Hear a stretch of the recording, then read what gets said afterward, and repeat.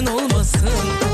Dünya fırlanır ki geçmesin ele, onun eteğini tutan olmasın. Fırlanır bu dünya, dönsün bu gergiş, idrakin önünde ana eğilmesin.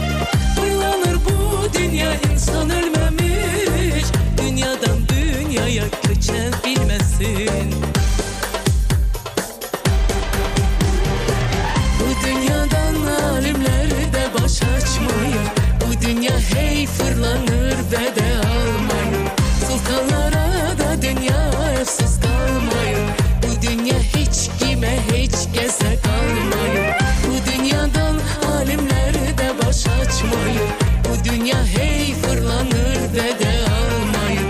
Sultanlara da dünya efsiz kalmayın, bu dünya hiç kime hiç kese kalmayın.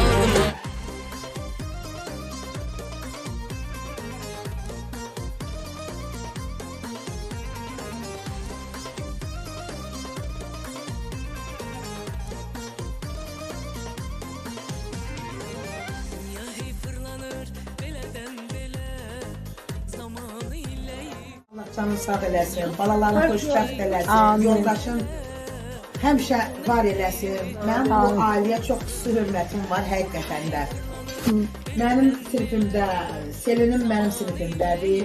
Mən onu kızım kimi, onu kızlığa götürmüşəm. Mənə qısqandıram axı, qısqandıram axı. O ailə qurana qədər mən onun üstündəyim. Konya'da gideceğim, gəlinliğini. İnşallah, inşallah. Ondan sonra cevizlerine de kömekleyeceğim. İnşallah, inşallah. Tek o günün kısmet olsun. İnşallah. Rəsul evlənəndə çağıracağım sizi. Bəli, bizim uşaqlarımızı. Ha. İnşallah toyuna çağırarsınız, gelir. Hamısı. İnşallah. Uşağınızın toyunda çıkacak. İnşallah. Allah o günü kısmet etsin. Amin Allah, amin Allah. Stoldakı çok güzel, hoşuma geldi. Ne söz olabilmez. Ben çok seviyorum. Salatlar çok güzel. Birbirinden güzel. Allah canınızı sağ eləsin. Həmişə xeyir işlərə gələk. Qabiliyyətinə söz ola bilməz. Sənin yoldaşın bəxtəvərdir ki, sənin kimi xanımla evlənibdir. Sənə halal olsun ki, sənin kimi gəlin çıxardı qaynananın qabağına.